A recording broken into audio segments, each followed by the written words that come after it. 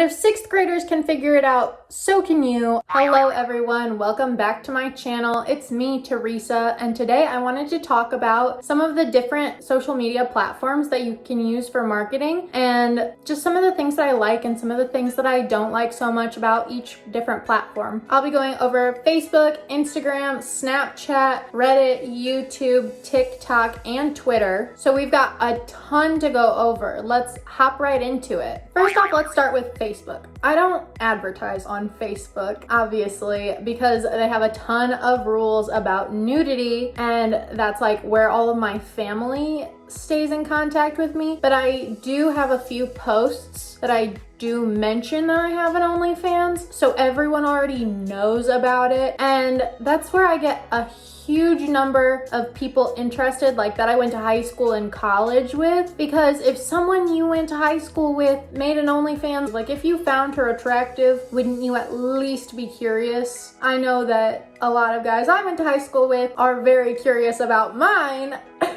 So let's go over the ranking. I ranked them from 1 to 5 stars on ease of use, which includes like their terms of service and what kind of content they allow you to produce, your chances of going viral, and your subscriber turnover ratio, which is what I describe as how many people are coming from that platform and turning into subscribers. So for Facebook's ease of use, I gave it 2 stars because it's super easy to use, but they don't allow nudity. Your chances of going viral are 1 star. You could potentially go viral for like a post that you made and it gets shared by a bunch of people, or if you're in a really big group and maybe one of your posts gets a lot of attention, but I can almost guarantee you that it won't be anything advertising your OnlyFans. The turnover ratio, even though I said, you know, a lot of people that I went to high school with will subscribe to me, I'm only gonna give this 1 star on Facebook because what I've noticed is normally they'll go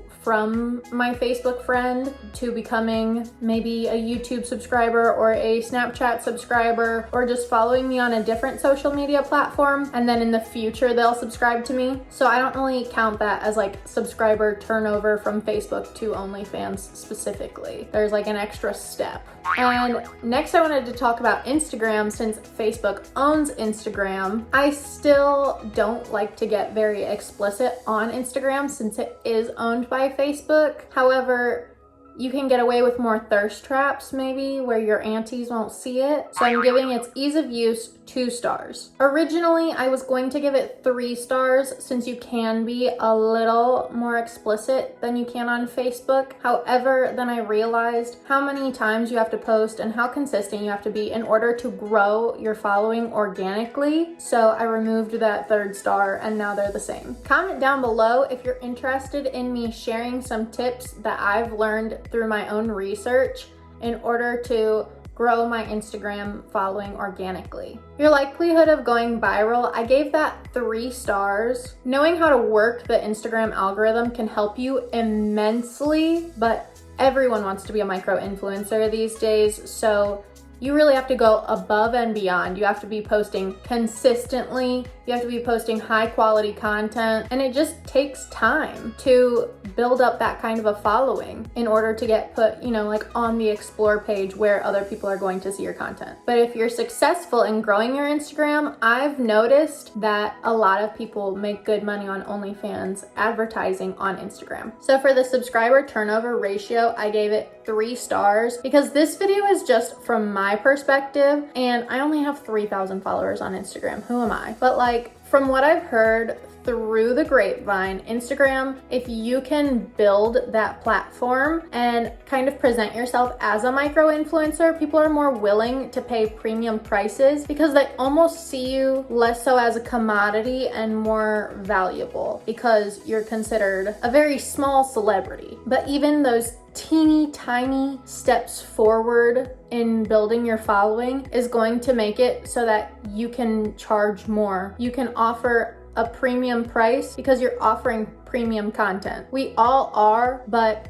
the more followers you have, the more it proves to future subscribers that you're worth it. I'm working on growing this platform right now, so maybe in a future video, I'll let you know how some of these strategies that I've been using have worked out. And then next I wanted to talk about Snapchat, which is kind of similar to Facebook. It's a lot of people I went to high school and college with that have me added on Snapchat, and that's where I get a lot of subscribers from. I love to target that demographic just because I know them. I know the people that I went to high school with, and I just don't feel like it's overwhelming to try to cater to those people, and just curiosity gets the best of them. So I love using Snapchat. I would give it 3 stars for ease of use because it allows more nudity than Facebook or Instagram, but not as much as like Twitter or Reddit. I don't always advertise using Snapchat because I know I have a lot of like friends and family on there as well. And I do know some girls who will create new accounts, but I just feel like that's so much work trying to rebuild your following, because the whole point of leveraging your social media accounts is so that you can get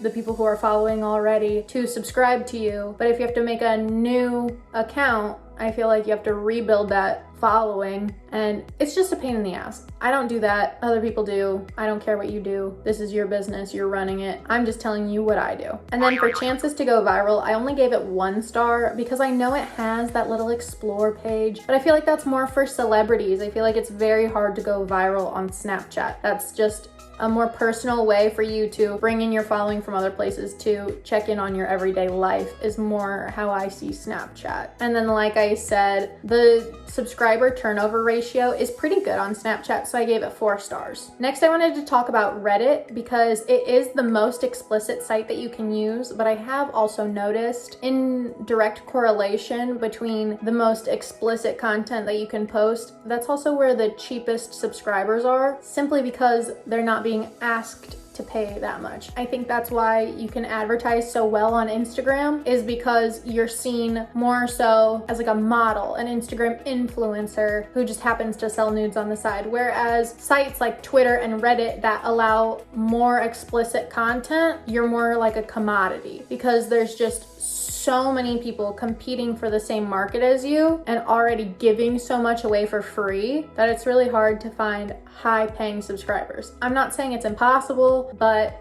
that's the reason why I don't love using platforms that you can be super, super explicit on. I feel as if I have built most of my following on Twitter, and I don't even post the most explicit things on Twitter, but I almost feel as if your subscribers then feel entitled to your content, and it's just not sustainable. Like trying to make super explicit content every single day, it just wears out your mental health, and I don't think that it's worth it for subscribers who push your boundaries, especially if they're broke. You should never allow someone to overstep your boundaries, and especially if they can't even pay $10 or $20 for a subscription. For ease of use, I gave it 4 stars because it allows all nudity, but it is kind of hard to gain karma in the beginning. But once you get past that little hump, I feel as if it's relatively easy to use. If you're looking for a bonus tip on how to build karma on Reddit, make sure you check out my video, How to Build a Profitable OnlyFans in 2021 for that bonus tip on how to gain karma on Reddit. Your probability of going viral, I gave this 4 stars because if you have good karma and high quality advertisements, it's pretty easy to go viral on Reddit.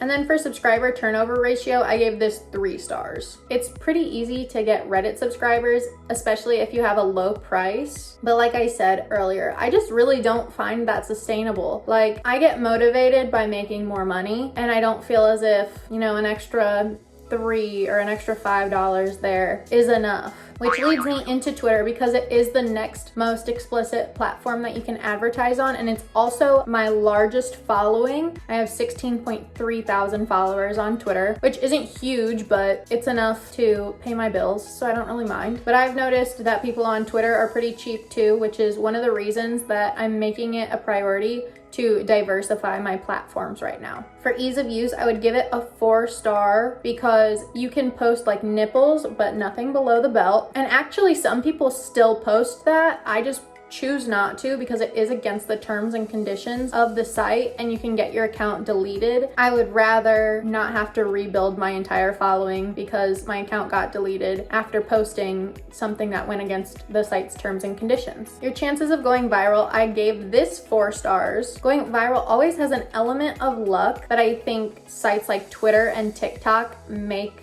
that kind of luck come to you a little easier, especially if you have a large following. I've actually gone viral on Twitter twice, and it's never for what you expect it to be. For subscriber turnover ratio, I gave this 4 stars, which is where most of my subscribers come from, which is why I gave it 4 stars. But like I said, they're kind of cheap, so I don't love the subscribers that it's turning over, especially since I have been working personally on raising my prices so that other people will see the value in the content that I am producing. Let me know down below in the comments, what is your favorite site to advertise on? Next, I wanted to include YouTube, which I don't use for advertising. I use this to create educational content because I feel as if it fulfills me, but I do know a lot of girls that do post advertisement-like content, which is targeted toward the same audience as their OnlyFans. So I just wanted to share my opinion. Ease of use, I only gave this 1 star because it takes a long time to edit a video and you can't create